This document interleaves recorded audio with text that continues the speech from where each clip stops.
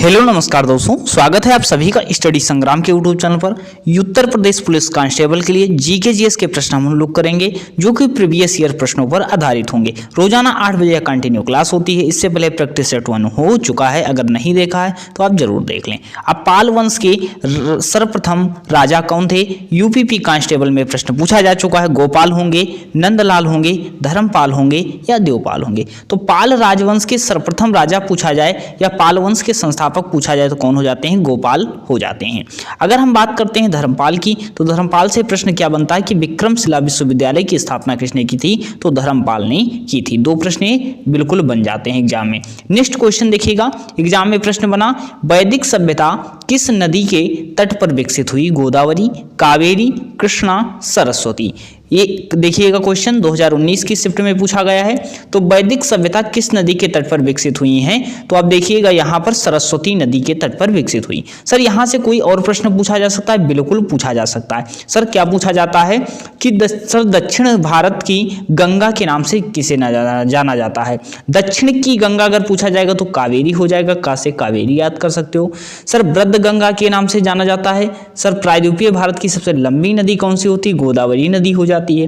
दक्षिण गंगा के नाम से गोदावरी को, दक्षिण की गंगा कावेरी को जाना जाता है। सरस्वती क्या होती? वैदिक सभ्यता जो है सरस्वती नदी के तट पर विकसित हुई। ये 3 प्रश्न आप याद कर लीजिए, बिल्कुल प्रश्न बना है। अब नेक्स्ट क्वेश्चन देखिएगा, हर्षवर्धन की राजधानी कहाँ थी? नालंदा, प्रयाग या कन्नौज या थानेश्वर?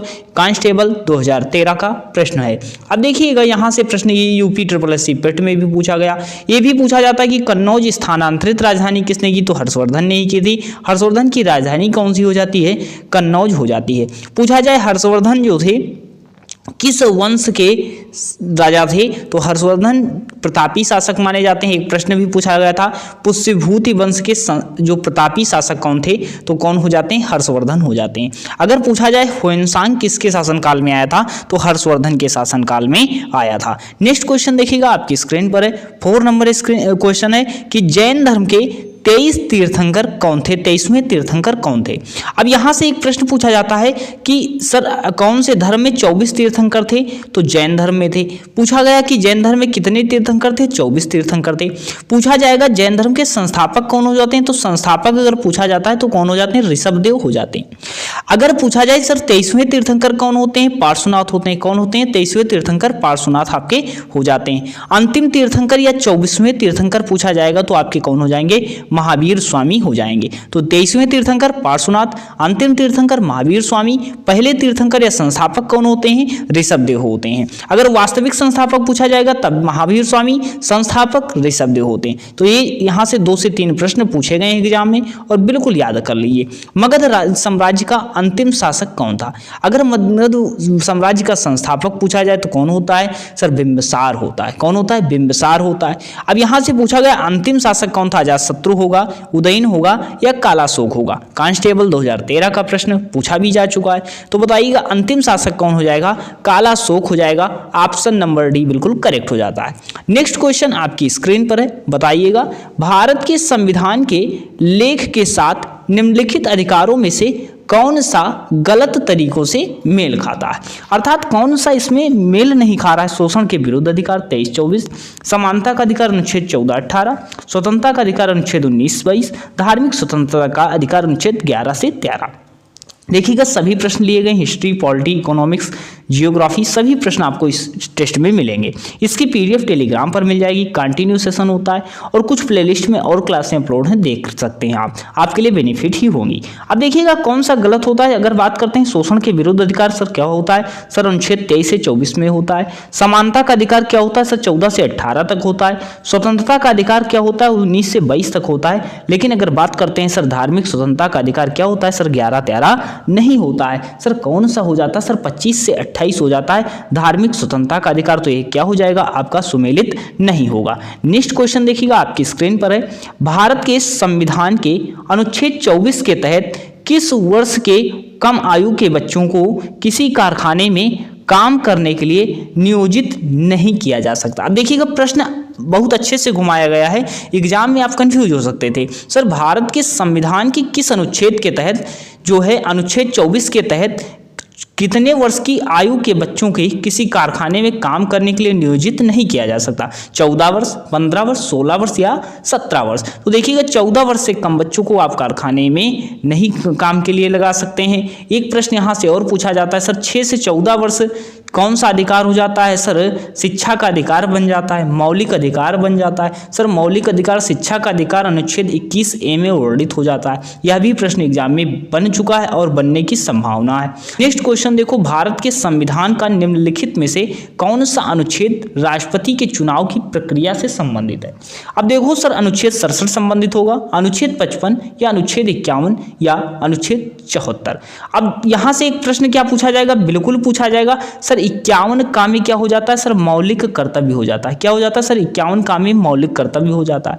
अगर केंद्रीय मंत्रिपरिषद पूछा जाएगा तो अनुच्छेद 74 में हो जाता है। लेकिन हम पूछते हैं कि भारत का राष्ट्रपति किस अनुच्छेद में होगा? तो अनुच्छेद 52 क्या कहता है कि भारत का एक राष्ट्रपति होगा।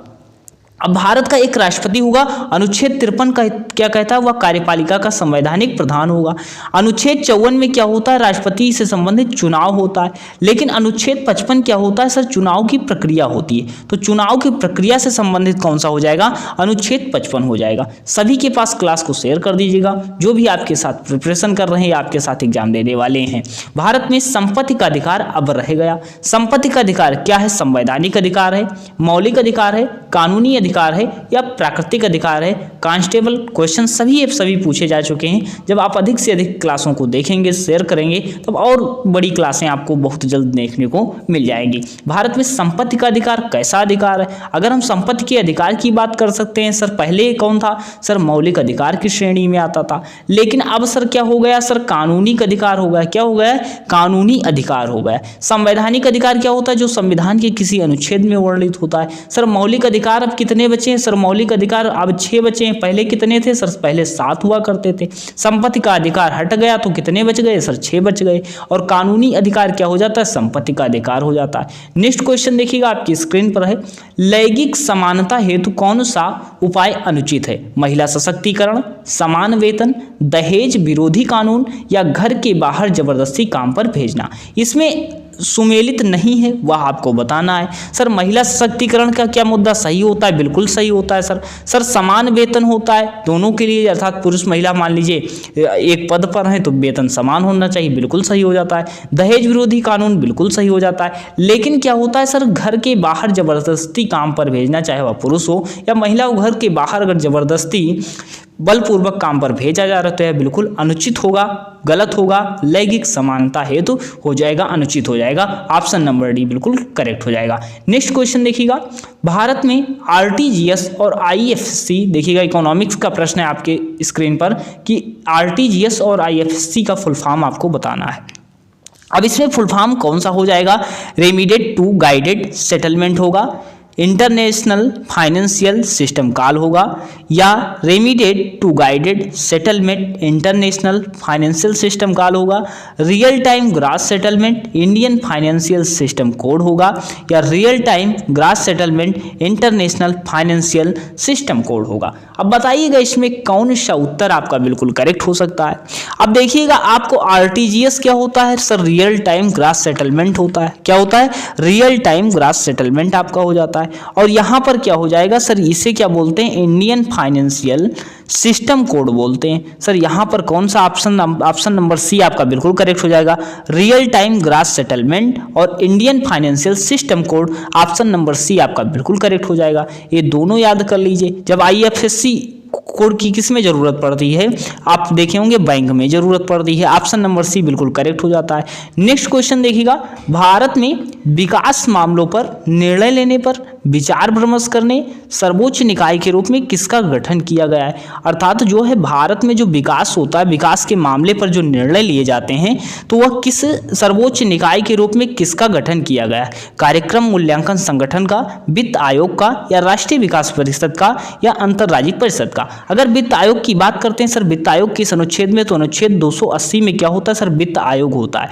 सर वित्त आयोग जब अनुच्छेद 280 में होता है तो यह संवैधानिक निकाय होता है, बिल्कुल हो जाता है। कभी हमने बताया जो संविधान के अनुच्छेद में होता है वह संवैधानिक निकाय होता है।